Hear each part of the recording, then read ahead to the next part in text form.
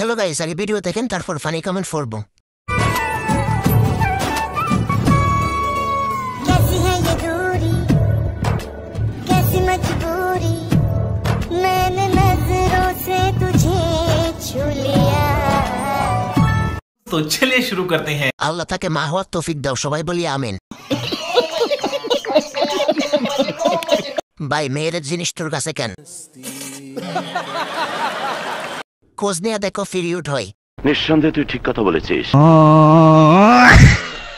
আমার থেকেও বড়। এর এই অবস্থা কেমনে? মরিচ গাছে আপেল ধরলু কেমনে? কয় কেজি আফা?